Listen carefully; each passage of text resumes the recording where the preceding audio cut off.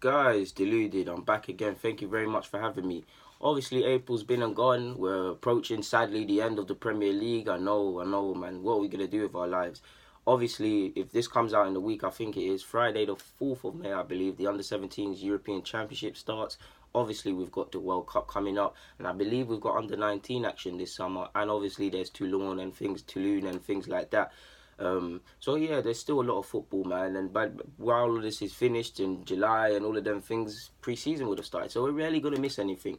But let's review one of the concluding months of the Premier League. Now, April's my favourite time. Real guys are born in April. Shout out to all my Aries gang. It's a time where, ideally, if I had my way with Arsenal or Premier League in general, because we haven't seen it, this is the time where it's now a case of the fine margins in the Premier League.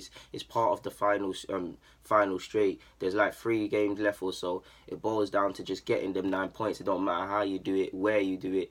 Like I said, how you do it, it's just getting the 9 points. We ain't seen a little running like that probably since 012 when City pipped United despite the game being finished for United. So yeah, but firstly, let's start with Arsenal. Now, we sit 6th, another month, another bit of bottling, sadly. Yeah, Wenger's last game at Old Trafford, yeah, you could say it was a good performance from them players that were put out there. But at the end of the day, it's his last game at Old Trafford, and it weren't how he would have probably liked it to be honest with you. And if we don't win Europa League, the game there, it all means nothing. We've got 3 wins. Good performance against Stoke in that 3-0, 4-1 against West Ham. That was a great game. Shout out to Lacazette for that brace. We beat Southampton, but then we shot ourselves in the foot. Silly defeat away from home at Newcastle. So yeah, man, we're constantly seeing with Arsenal. 2018, the run of not getting any points on the road away from home continues. You're seeing us drop points from, I don't want to say winning positions because we wasn't winning against United, but I say winning in the sense that the United game, you weren't really and truly, that United side should have boxed you off the park and gave you some licks. That's a game where we were 1-1 there, you take a point, and which we didn't deserve. I'm just paraphrasing, I'm not being harsh on the boys, but you get what I mean by that. And Newcastle, we were leading before bottling, so ultimately our away form, our inability to hold leads from winning positions or from positions we've clawed ourselves back in, just defensively, our know-how, everything just hasn't been there in away games generally this season, and it's continued. We're 9 points behind Chelsea, I believe. Wishful thinking to believe we can finish ahead of them. It's in the same way as wishful thinking for believing they can finish ahead of Spurs at this current moment in time.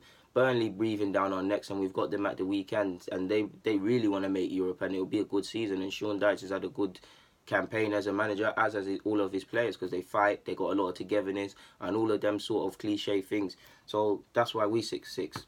Chelsea, like I said, wishful thinking they can catch Spurs. You're going to have to, even, obviously I'm going to banter you Spurs fans. Arsenal bottle, but Spurs know how to bottle, in it. 40 man were winning champs. Come on, Spurs, I'm bantering. But seriously, wishful thinking. I mean, Spurs fans, a lot of the Spurs fan supporters I speak to, they weren't necessarily happy with their performance against Watford. But at the end of the day, if I'm honest, guys, it's not the time for performances. It's just getting the job done. It's just a 2-0 win there. Chelsea, like I said, they're going to have to rely on Spurs to lose basically all these games. Not only that, Chelsea have got Liverpool at the weekend.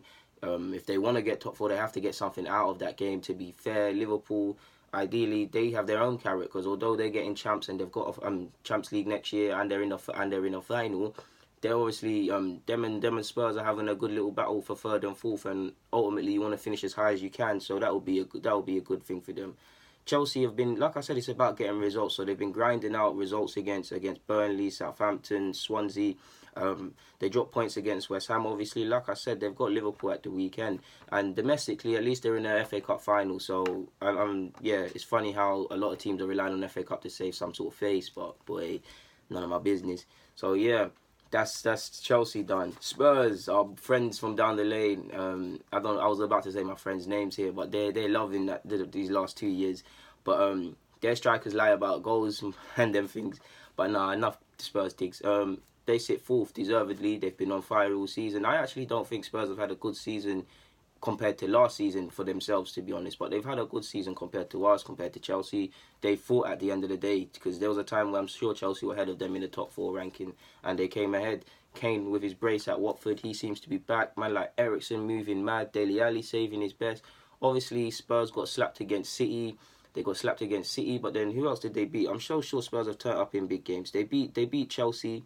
I'm sure they beat someone else. I'm sure they had another big game. I could be bugging out about that, but either way, Spurs they lost to City. They dropped points to Brighton. They beat Stoke and Chelsea. So ultimately, it's a mixed month. So yeah, while I think they've done enough to get top four, it's probably, if you look at their results they've taken this month, it's probably, on the balance of things, probably a worse month for Spurs because they've dropped some points, but they sit fourth. They're fighting Liverpool for their team. Top four is cemented. It's going to be an interesting summer because I'm seeing a whole bunch of stuff coming out of Spurs in the tabloids that the president is concerned about. The chairman's concerned about the new stadium. They want to raise 170 mil. If they're going to want to raise 170 mil, you like to think Toby, Rose, on the basis that Dembele's been linked to China and they overpay for players that aren't worth them figures. No disrespect to Dembele. Yeah, these sort of things, these are the players that will probably raise funds. On top of that, that's the game I'm thinking of, the big game. When Spurs lost to United, I believe. I was thinking of two big games, but that weren't in the league. Obviously, Kane, we can't speak about Spurs and not speak about Kane possibly catching Salah. That might be worth a cheeky bet. Like, what is it? I believe at the time of making this is 5, but I'm not too sure after he bagged against Watford how much it is, how much he's behind Salah. But there's around 3 games left. Kane is Kane. Like, he's the sort of guy to go score a brace next week and then it flips it on his head. It's a good little race. We ain't seen a tight race like that, man. I mean, considering Salah's a winger, you have to rate it. And I mean, Kane, season after season, he's getting injured. He doesn't care to score in August, and he's still up there. The man is quality. Real Madrid, please come and take him, man. It burns me that Spurs have such a good striker, man. He can't even scream that he's dead. I love Kane, man. He's 30. But yeah, obviously we got to speak about Liverpool too. They're on the verge of the Champions League. For me, Firmino needs his ratings because, yes, Salah will get the praise, but Firmino's playing on some different form, deserved his new contract. Top 4 cemented. Like I said, they're fighting Spurs for 3rd and 4th respectively. Just a case of finishing as high as you possibly can. The only problem I've seen with Liverpool this month, great win against City in the champs. But if you imagine that Arsenal and Liverpool and Chelsea weren't as crap as they weren't as behind as they are, Liverpool have dropped some silly points this month. They rested players against Everton, so I'm not going to blame them for that. And it was backed up because they drew against Everton, but they went and beat City. So that's one draw. They drew with Stoke and West Brom. Now, that's 2 sides that might be nailed on for relegation. West Brom for sure. You'd like to think they're the games that Liverpool need to win, and that is typical Liverpool thing, to turn up in the big games and do things like that. So because other sides behind them have been so crap, there's no real problems. And if Spurs were previously in the season or in the opening months of the season, I'm sure Spurs fans know where they drop points where they shouldn't have. If they had them points, it might be a different story. Of course, this is all ifs and buts, but it's a game of fine margins, and one season it might be like this for Liverpool.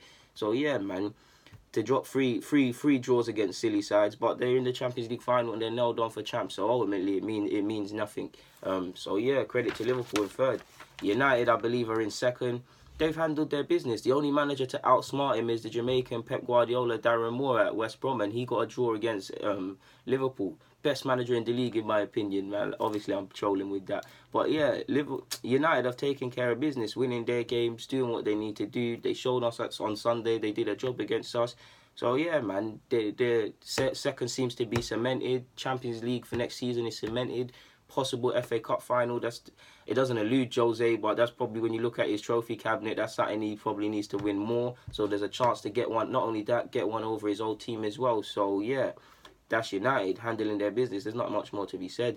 Equally, their Manchester neighbours, City, there's not much to be said. Handling their business.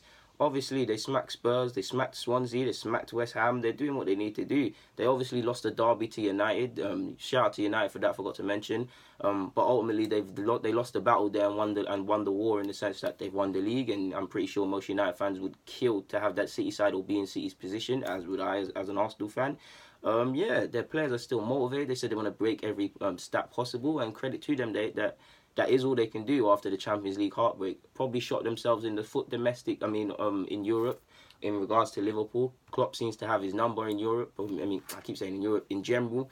So yeah, man, next season we'll see what everything he's saying. But that's April done from me, guys. Deluded. Get in the comments, subscribe, follow, like. Yeah, man, follow me on my socials, DeludedGuna04, DGuna04 on Snapchat. I'm out, guys. Thank you very much for having me.